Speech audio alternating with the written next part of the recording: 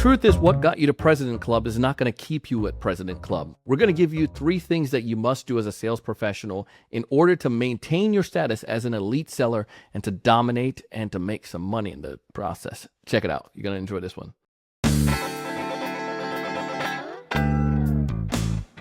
Hey, everyone. Welcome to another great episode of the Sales Evangelist Podcast. I'm your host, Donald C. Kelly, the Sales Evangelist, and I'm so excited for another great episode. I'm so excited to be here with you today. Today, we're going to be talking about what it takes to not only get to President's Club, but to stay in President's Club as an elite seller. If this is your first time listening to our podcast, I ask you to please subscribe. We'll notify you every time we drop a new piece of content, whether that's on the audio, wherever you listen to podcasts, or on the video if you're on YouTube. Appreciate that. Thank you so much. Meredith Elliott Powell has been on our podcast, and Meredith, she's a wealth of knowledge. She runs a smooth machine when it comes to teaching sales professionals, working with organizations. She's a keynote speaker globally and has worked with some of the largest companies in the world, training their teams, giving them advice, counseling, and coaching them when it comes to getting and giving value, but also staying on top of their performance right now as a top performing seller. Today, she breaks down 3 things that sellers need to do to maintain, because the things that got you to President Club is not going to keep you there. And there's a formula that she's seen with hundreds of thousands of sales professionals. Check it out and listen to these 3 things and see if they can apply to you. Meredith, welcome to the show. Thank you. I am excited to be here. I'm excited to have you back. And in particular, this episode, I saw something on social media the other day, and they were talking about President's Club. And I think so many people want the idea of getting to President's Club, which is a whole process all in itself. But then when you actually get there, staying there, it's even more so difficult in this era. And I am really excited to pick your brains on this. But before we dive in, I bragged about you a little bit in a teaser. Why is this particular topic so passionate to you, Meredith? Yeah, I'm so passionate about it because I've been working quite a bit with elite sales teams. And I think in today's marketplace, getting to elite status is incredibly challenging, but it's not nearly as challenging as staying there.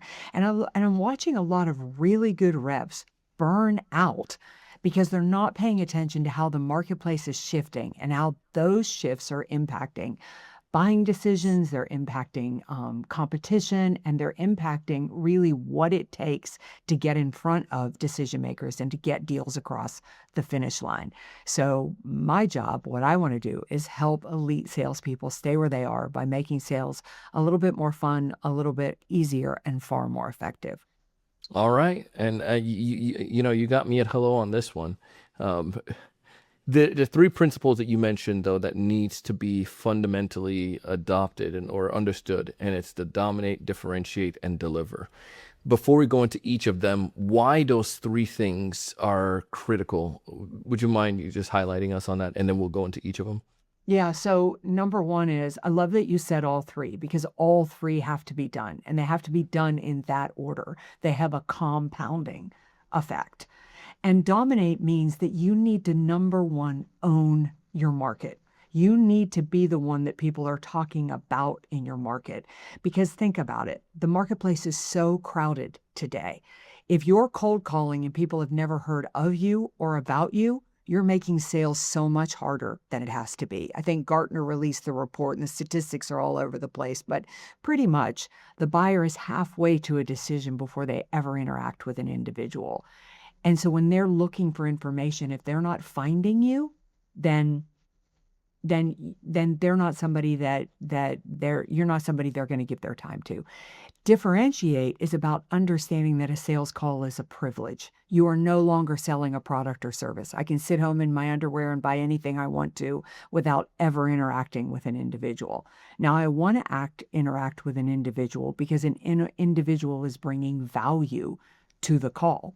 And so you have to realize that you need to be bringing value to that call. You need to be doing something in that time, the time I'm giving you, to make me money, save me money, give me peace of mind, do something beyond the product or service. And last but not least is deliver means that not only do you need to deliver on the service, but the sale happens in the follow-up. It always happens in the follow-up. It's the most neglected part of the sales process, and in my opinion, it's the most important part of the sales process. Following up to continuing to sell to your existing customers and following up to get the deal across the finish line. It's probably a little more than you wanted, but that's all three in a nutshell. I think we're not going to lose anybody on this episode. Everyone's going to stay tuned to all of them now. So the dominate component, talk to me about this. I want to split this in two, but I could be wrong. Is this aside from a sales leader versus a sales rep? Because I imagine leadership need to make certain decisions, and then the rep need to do certain things. Or is it just one? Like, how do we dominate, own the market, so to speak, and dominate? Yeah, I think of it more as individual producer. Let's think about that person who's in the president's circle right now.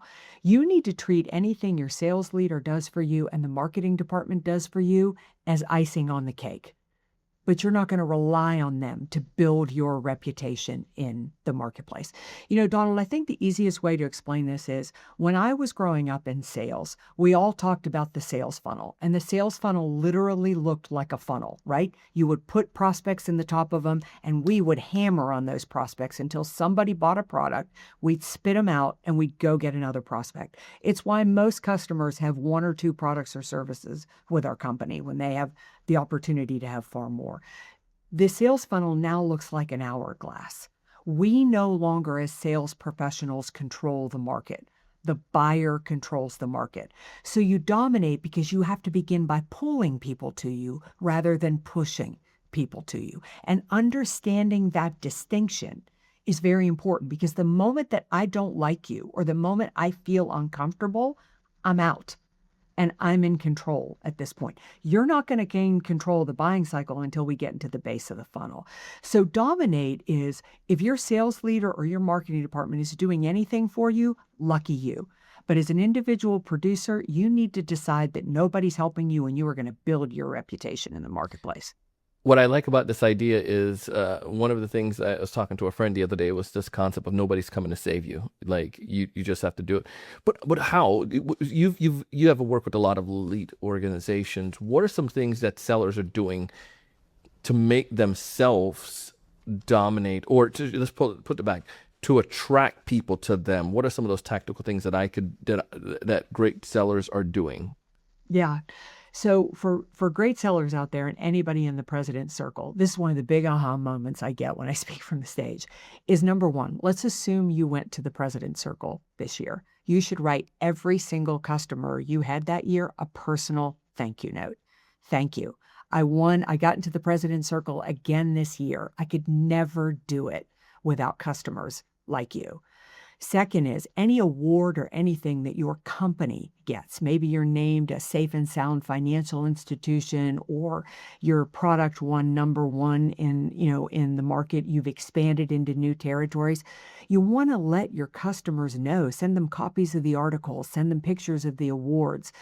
And my point is, then when somebody like me, if I'm your customer, if I'm on the golf course or I'm at a cocktail party and somebody says, I need a new financial advisor, I'm like, oh my gosh, you need to talk to Noelle. She's incredible. Let me tell you, she won top 5 in her company 5 years in a row. She works for one of the most safe and sound financial institutions in the country.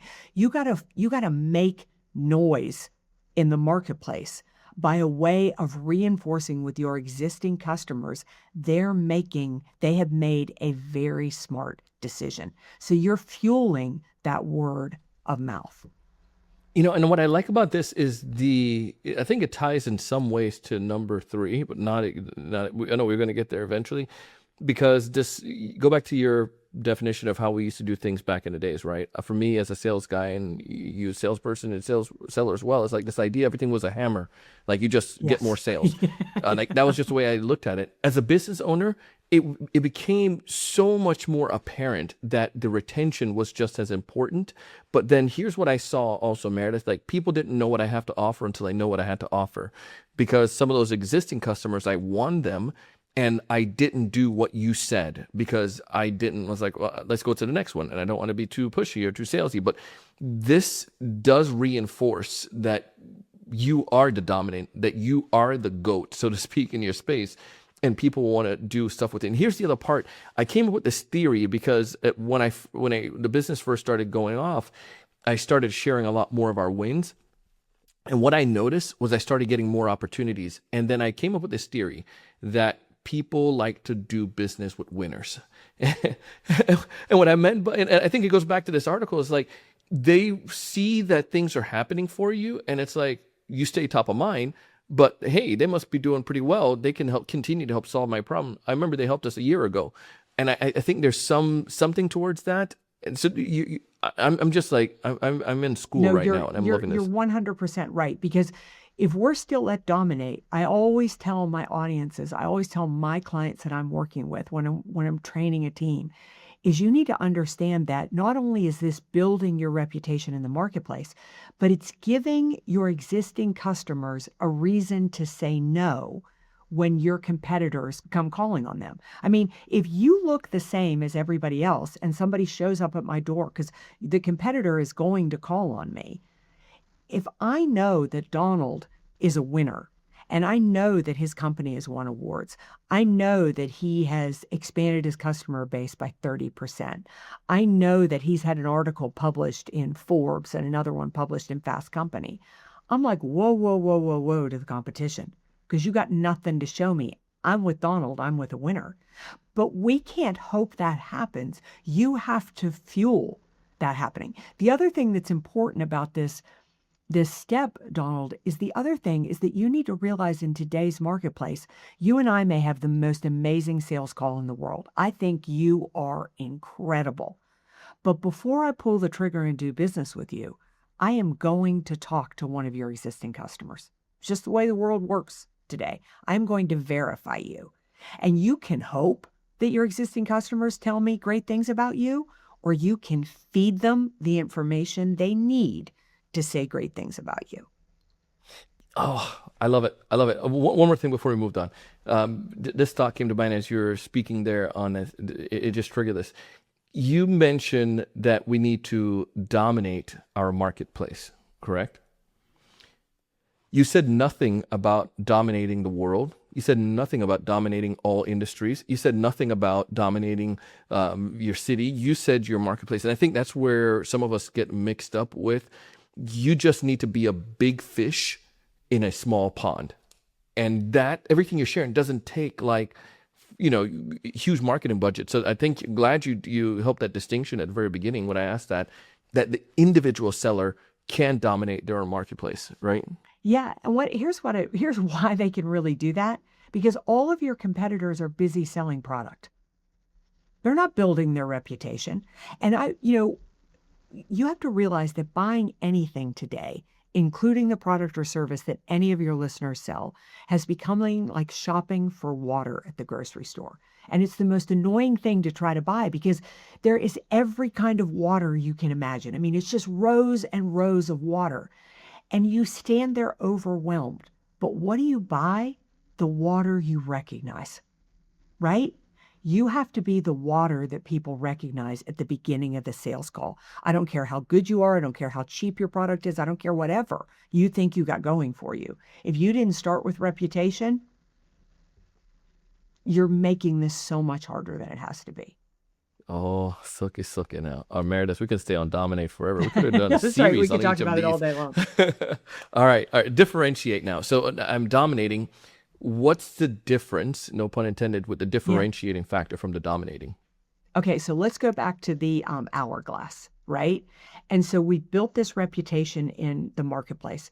And when I go to make a call, you remember that the, two people that you play golf with every single weekend were talking about Meredith. And you remember seeing me win some award at the Chamber of Commerce or whatever.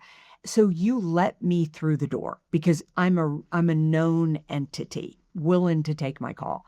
So now we're in the neck of that funnel, and I need to realize that the sales call is a privilege. So I am going to tell salespeople to do the antithesis of what you think you need to do when you are in front of somebody, and that is you actually need to slow the sales process down. If you want to differentiate yourself in today's marketplace, I want you to do two things. I want you to ask amazing questions and I want you to listen. Really, really listen. Because if you just listen, that customer, that prospect will tell you exactly what they need, exactly when they need it, and exactly what they're willing to pay for it. They will give you the path to growth and profitability. But it is not about selling product or service. It is about listening to what they need so that you can turn around and sell it. The other thing that what happens when we slow the sales process down and we listen is I signal to you that this sales relationship will always be more about you than it will be about me. And that's differentiating the sales call. Yeah, I find that when you say the last part there, I know from my desperate standpoint as an early seller, new seller early in my career, was definitely going faster because I didn't want to lose the opportunity or to you saying no. So I wanted to take as much chance as I could. I wanted to reduce my chance of that happening. So go as fast as I possibly can to get you to move through the cycle. But all that said, it's all about me at that point. I want to get my numbers. I want to hit the commission. I want to close something. There's nothing about you. You're just a tool that I'm using. And that's the way that I feel that many of us sellers look at it. But this idea of differentiating, slowing down and solving the problem that they need is important. This also ties back to what you said at the beginning with the gardener, how the buyers are so much a part of the journey already, doing their research prior to meeting with us. If that's the case, when they do come with us, it's important that we are giving them what they are looking for. And I can't know what you're looking for if I'm not listening and asking questions, right? Yeah, you think about the fact that, money and lack of listening are the number two are the top two reasons people end up divorced, right? So that is how important listening is to letting somebody know that you care about them. And see, when I've come through the dominate part of the funnel, I like you, right? Mhm. I like you, but I don't trust you yet. And that's why the neck of that funnel is so incredibly important. Because if I can get you to trust me, you're going to slip into that base of the funnel, and you're not only a customer for life. I'm going to hard sell you other stuff, and I'm going to get you to refer customers to me. And you're going to want to do it because I went through the steps. So you need to understand that the first sales call, that first part, is about building trust. And we build trust by listening, really, really listening, and then saying, Donald, what I heard you say was this. Here's a couple of ideas I've got that I think I can help you with. But what that does is it validates that I was not there to sell a product, that I understand you. I could care less if you understand me. And that's a huge distinction. You're not there to get people to understand what you offer. You're there to get people to know that you understand them deeply and intimately, and therefore you can solve their problem. So this part of the funnel is so incredibly important, and you have to slow it down and sell solution and problem solving, but not until you know the problem. How do you get to that point where you know the problem? Is that from the client as well, or what can I do independent of the client, my conversation with the client, to know their problem? I think you can do a lot of research, but I got to tell you, I was just in Claude this morning. I had a sales call right before we jumped on this podcast, and it was a referral. And I did all the research, and what Claude spit out to me was wrong. Yeah, it told me that they were a 100% ESOP company, and they hadn't been an ESOP in 5 years. So I think, but listen to this though. This is really important. You do your research and you do your homework, but you verify that. And what I mean by that is there was no way for me to verify that really online. Their website was out of date as well. But during the call, I said, I've done a lot of research on you. Here are the top 3 things that I've learned. I want to understand these at a deeper level because there's a lot that I do to help my clients in these particular areas. And I said, one of the things is, I discovered that you're an ESOP company. Is that true? Is that valid? Are you 100% employee owned? And he was so willing to give me the whole backstory of why they're no longer employee owned, what that meant. And I got up underneath one of the biggest challenges that they've got. And and neither here nor there. But my point is, if you listen, you'll hear the pain point. But you have to be so present to listen for the pain point. Yeah, holy moly, I love that. This concept of you do your homework, but you're validating, and I like that idea of coming with the three things that I learn. Is that accurate? That also helps to guide you as well. That Yeah, the conversation other well. thing, I mean, think about this, Donald, and you kind of said this a minute ago, is that it also says, like, I came to this call trying to understand who you are and what it is that you need. I did not come to this call trying to sell you a product or service. I wish I had some way to make that sound more important. I mean, because it is so incredibly important. You have to realize in today's marketplace, this is not 10 years ago. Everybody and their brother is trying to sell me exactly what you're trying to sell me. If you don't come in from a different direction, you're in the pile. You're in the pile of vanilla. Oh, oh my goodness. All right, Meredith, you've been delivering all day so far, which ties into the next one again. No pun intended here. Deliver. We dominate, we differentiate, and we deliver. Go deeper on that part. Yeah, so we have slid into the base of the funnel. Good work. Good work, because I am all in now. I am your customer. I have bought a product or service from you at this point when I slip into the base of that funnel because I chose you over the competition, because I know you, like you, and I trust you, right? This is where salespeople drop the ball.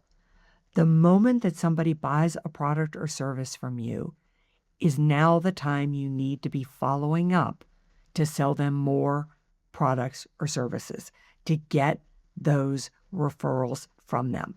Because the worst thing that can happen to you in today's marketplace, the absolute worst, is not that you do not get the sale. It is that one of your existing customers finds out about a product or service they need from somebody else other than you.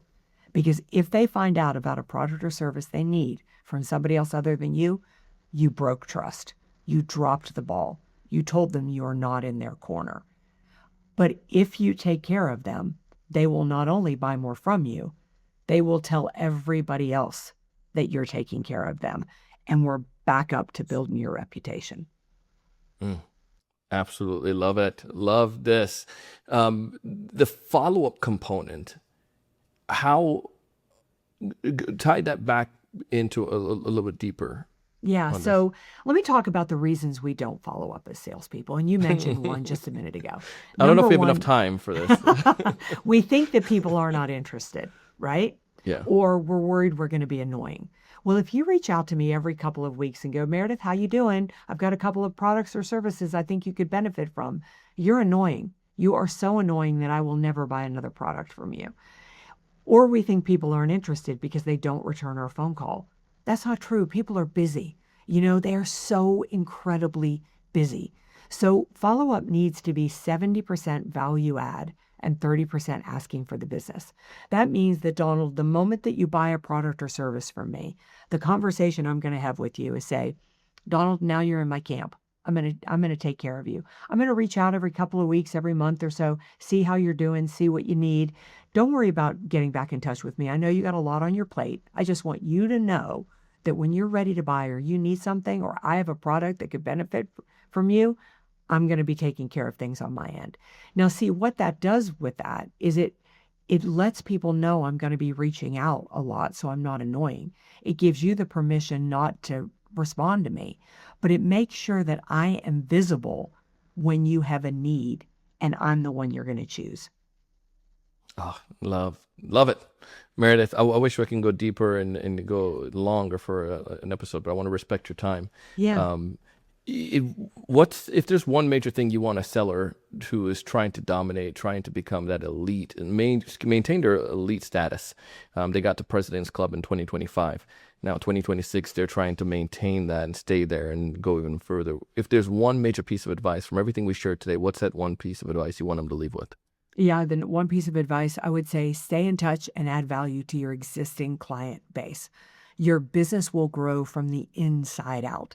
Take care of your existing customers, listen to them. They'll refer you business and buy more from you. Love it. If folks want to get in touch with you, Meredith, or to have you keynote or come to one of their SKO, what's the best way for folks to get in touch with you? Yeah, I'm a big believer, build your network. It will change your life. So if you reach out to me, I will definitely reach back out to you. They can reach me at my website, valuespeaker.com, just the words valuespeaker.com, as well as find me on LinkedIn. It's probably a social media channel I'm on more than any other. Meredith, thank you for the time today. Thanks for breaking this down for us. We appreciate you. Thank you. Enjoyed it.